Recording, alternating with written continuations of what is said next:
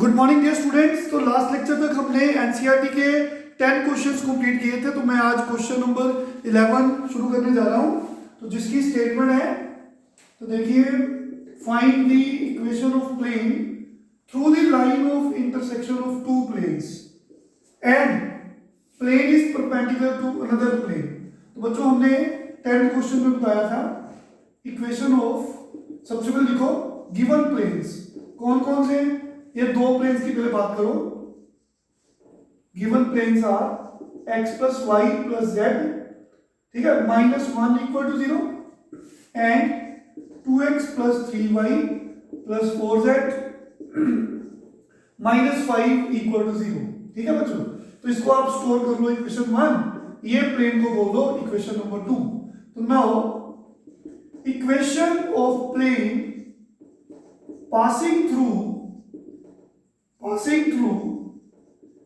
intersection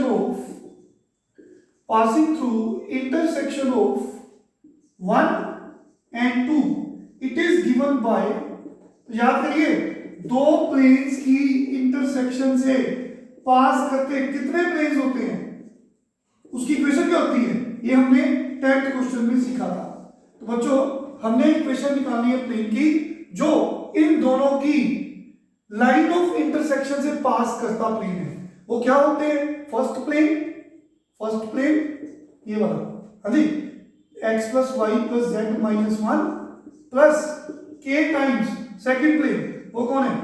ये हमने 10th question में आपको समझाया था, इक्वल टू 0। तो ये बच्चों हमारा रिक्वायर्ड प्लेन है। तो ये प्लेन रिक्वायर्ड प्लेन है। अगर हमें k की वैल्यू मिल जाएगी तो हमें k चाहिए। k कहां से मिलेगा? हमें क्वेश्चन में एक कंडीशन गिवन होती है। तो यहां पे गिवन है ये जो प्लेन है इस प्लेन के परपेंडिकुलर है। ठीक है बच्चों, पहले इसको आप ओपन कर लो, x प्लस 2kx, x की टर्म्स इकट्ठी कर लो। हमने x वाली टर्म्स इकट्ठी कर दी, देखिए x प्लस 2kx, इस ब्रैकेट को खोला, फिर हमने x कॉमन ले लिया। इन द सेम वे इस ब्रैकेट को ओपन किया और y वाली टर्म्स इकट्ठी कर ली, देखिए यही बनेगा। फिर यहाँ पे क्या बनेगा? 1 प्लस 4k z कॉमन, और फिर उसके बाद -1 -5k, ऐसे बनेगा। चलो प्लस करके लिख लो, ये ब्रैकेट में कांस्टेंट लिख लो, -1 -5k। तो ये हमारा बच्चों रिक्वायर्ड प्लेन है जिसकी हमें इक्वेशन चाहिए। अगर हमें k मिलेगा तो हमारा आंसर आ जाएगा। अच्छा जी, अच्छा एक चीज तो हमें यहां से क्लियर हुई, हियर जो x y z के कोफिशिएंट है वो कौन है? 1 प्लस 2k, 1 प्लस 3k और 1 प्लस 4k। ये कौन है? ये हमेशा डायरेक्शन रेशियोज होते हैं किसके? Normal to the plane. कौन सा प्लेन है? 3। तो इस प्लेन के परपेंडिकुलर लाइन के, मान लो ये प्लेन है, ये थर्ड इक्वेशन, ये प्लेन है जिस पे मैं काम कर रहा हूं, उसके परपेंडिकुलर लाइन के डायरेक्शन रेशियो कौन होते हैं? एक्स वाई जेड के कोएफिशिएंट्स। ये जानते हैं किसी भी प्लेन में जो एक्स वाई जेड के कोएफिशिएंट्स होते हैं वो क्या होते हैं? डायरेक्शन रेशियो किसके? इस प्लेन के नॉर्मल लाइन के, नॉर्मल मतलब परपेंडिकुलर लाइन के। तो बच्चों, इस प्लेन के नॉर्मल लाइन के डायरेक्शन रेशियो हमें पता लग गए। आल्सो गिवन दैट जो प्लेन 3 है, it is plane 3 is perpendicular to कौन सा प्लेन? वो दिया हुआ है x minus y plus z equal to 0, जिसके नॉर्मल के डायरेक्शन रेशियो में गिवन है, whose direction ratios of normal to plane are कौन है? एक्स वाई जेड के कोएफिशिएंट्स। तो बच्चों, ये एक प्लेन है, इसके एक्स वाई जेड के कोएफिशिएंट्स कौन से हैं? 1 -1 1। तो ये कौन है? इस प्लेन के नॉर्मल के डायरेक्शन रेशियोज। तो इस प्लेन के नॉर्मल के डायरेक्शन रेशियो कौन है? एक्स वाई जेड के कोएफिशिएंट। तो इस प्लेन के नॉर्मल के डायरेक्शन रेशियो कौन है? एक्स वाई जेड के कोएफिशिएंट्स, 1 -1 1। तो बच्चों, ये थर्ड प्लेन और ये वाला प्लेन आपस में परपेंडिकुलर है। हम जानते हैं दो प्लेन पैरेलल कब होते हैं? जब उनके नॉर्मल्स पैरेलल होते हैं। याद करो मैंने बताया था ये सामने वाली दीवार, ये दीवार और इसके सामने वाली दीवार, दो प्लेन्स हैं, तो इनके नॉर्मल लाइंस इधर से जाएगी, एक उधर से आएगी, दोनों पैरेलल लाइंस बनेंगी। इन द सेम वे ये दीवार और ये जमीन जिसपे हम खड़े होते हैं, ठीक है, ये दोनों प्लेन्स हैं, ये दोनों परपेंडिकुलर एक्ट कर रहे हैं, तो इसका नॉर्मल, ये दीवार का नॉर्मल ऐसे लाइन जा रही है, जो जमीन है उसका नॉर्मल ऊपर को आ रहा है, तो ये दो प्लेन परपेंडिकुलर मतलब उनके नॉर्मल लाइंस भी आपस में परपेंडिकुलर होती हैं। तो हमने क्या डिस्कस किया, दो प्लेन पैरेलल मींस दोनों के नॉर्मल पैरेलल्स, दो प्लेन्स परपेंडिकुलर मतलब दोनों के परपेंडिकुलर लाइंस, नॉर्मल लाइंस भी परपेंडिकुलर। तो हमें गिवन है कि ये थर्ड प्लेन जिसके डायरेक्शन रेशियो नॉर्मल लाइन के ये वाले हैं, और ये प्लेन जिसके नॉर्मल के डायरेक्शन रेशियो ये वाले हैं, जो लिखे वो आपस में परपेंडिकुलर है। ये प्लेन इस प्लेन के परपेंडिकुलर मतलब ये प्लेन का जो नॉर्मल लाइन है और ये प्लेन की जो नॉर्मल लाइन है आपस में परपेंडिकुलर है। तो इसका मतलब दो लाइंस परपेंडिकुलर वेक्टर से, तो याद करो बच्चों, ये फर्स्ट लाइन इसके direction ratio a1 b1 c1, ये सेकंड लाइन जिसके direction ratio a2 b2 c2, ये परपेंडिकुलर कब होते हैं, याद करिए, ये लाइन 1 ये लाइन 2 परपेंडिकुलर कब होती है, जब a1 a2 plus b1 b2 plus c1 c2 0 होते हैं। समझ आ गया सबको? देखिए वापस क्वेश्चन में जा रहा हूं, तो बच्चों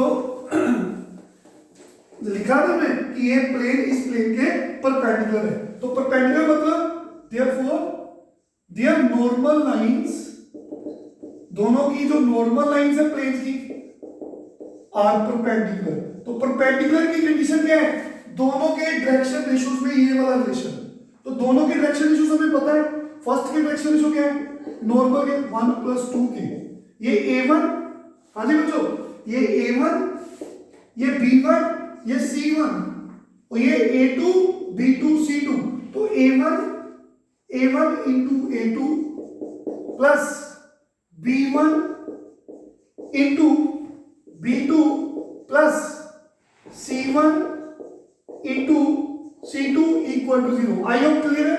तो इसको ओपन करेंगे, यहां से हम k की वैल्यू बड़े आराम से निकाल सकते हैं, ब्रैकेट्स को ओपन करेंगे तो ये बन जाएगा। तो बच्चों देखिए 4 + 2 6 - 3 ये 1 से 1 कैंसिल हो गया, तो ये 1 है उधर ले जाएंगे, कैलकुलेशंस चेक कर लेना, आई होप ठीक ही है। वैसे k की वैल्यू -1/3, तो बच्चों k मिल गया, तो हम k की तो वेट कर रहे थे, तो from equation number 3 our answer is the required plane. वो कौन है, k की वैल्यू पुट करेंगे, equation of required plane is 1 + 2k, k कितना है, इसको 2 से मल्टीप्लाई कर दो, 1 माइनस यहां पे k की वैल्यू पुट कर दो -1/3, तो ऐसे बन जाएगा, फिर प्लस 1 + 3k, तो k की वैल्यू पुट करोगे ना यहां पे, तो k की वैल्यू माइनस कट जाएगा तो 0, तो y का कोएफिशिएंट 0 आ जाएगा, आप चेक कर लो। फिर यहां पे z की k की वैल्यू पुट करेंगे तो क्या बनेगी, -4/3 बन जाएगी। सिंपली आपने k की वैल्यू पुट करनी है, आप कैलकुलेशन खुद पे खुद कर सकते हो। तो यहाँ पे प्लस, हाँ जी बच्चों, -1, k की वैल्यू कितनी है, -1/3, तो माइनस माइनस प्लस हो जाएगा ना ये, तो ये +3 इक्वल टू 0। तो आंसर क्या बनेगा, आंसर क्या बनेगा, इसको सिंप्लीफाई कर देते हैं और क्या, 3 - 2 1 1/3x, ये टर्म खत्म होगी, 3 - 4 -1/3z, -3 + 5, ये आ गया z है, तो -3 + 5 2/3 इज इक्वल टू 0। तो यहां से 3 एलसीएम लिया, x - z, जो एलसीएम लिया था वो डिनोमिनेटर क्रॉस मल्टीप्लाई होकर 0 बन गया, तो this is the required equation. I hope clear सबको? तो आंसर चेक कर लेते हैं, वैसे तो ठीक लग रहा है बच्चों। क्वेश्चन नंबर 11 x - z बिल्कुल ठीक है, यही आंसर आ रहा है। तो बच्चों क्वेश्चन नंबर 12 और 13 सिलेबस में कट गया है, क्योंकि वेक्टर्स और 3 डायमेंशनल ज्योमेट्री में angle between lines, angle between planes and angle between line and plane, इस बार सबको ये कट गया है, हम डिस्कस कर चुके हैं। सो आपने क्वेश्चन 12 और 13 नहीं करना। तो last question of the exercise, find the, तो हमारा प्लेन भी खत्म हो जाएगा, फिर मिसलेनियस से क्वेश्चन करेंगे। Find the distance distance of the point 0 0 0 from the plane whose equation is given 3x minus 4y plus 12z minus 3 equal to 0. तो वेरी इजी। तो ये हमने लाइन में भी पढ़ा था, किसी भी पॉइंट का डिस्टेंस किसी स्ट्रेट लाइन से, याद करिए, हाँ जी, क्या था, परपेंडिकुलर डिस्टेंस d। तो कैसे निकालते हैं, +1 में पढ़ा था, ये x1 x को दे दो, ये y1 y को दे दो, c को ऐसे रखो, यहां पे मोड रखो, √a² + b²। ये तो हमने परपेंडिकुलर डिस्टेंस फार्मूला +1 क्लास में पढ़ा था। तो सेम वे किसी भी पॉइंट का डिस्टेंस किसी प्लेन से जिसकी इक्वेशन हमें गिवन है दिस वन, तो कैसे निकालते हैं परपेंडिकुलर डिस्टेंस। तो ये x1 x को दे दो, ये y1 y को दे दो, ये z1 इस z में दे दो, ये d को ऐसे ही रखो, यहां पे मोड रखो, ठीक है, ओवर डिस्टेंस को p बोल दो, d बोल दो, आपकी मर्जी है। तो बच्चों इसको मोड में रखो क्योंकि डिस्टेंस कभी नेगेटिव नहीं होता। नीचे x का कोफिशिएंट उसका स्क्वायर, y का कोफिशिएंट उसका स्क्वायर, z का कोफिशिएंट उसका स्क्वायर, बीच में प्लस। तो सेम इसी तरह से ये पॉइंट दिया है, इसका डिस्टेंस हमें इस प्लेन से निकालना है जिसकी इक्वेशन हमें गिवन है। I hope clear, very very easy. तो distance is denoted by d और p, it is given by ये x की वैल्यू, ये x कोऑर्डिनेट x को दे दो, y की वैल्यू y कोऑर्डिनेट y को दे दो, ये z कोऑर्डिनेट z को दे दो, ये -3 ऐसे ही लिखो, इसको सभी को मोड में रखो, √ coefficient of x² plus coefficient of y² coefficient of z²। ये 1 मार्क्स में आएगा सम। तो 3 × 0 0 0 0, तो -3 ओवर, इसको सिंप्लीफाई कर लो, 9 + 16 + 144।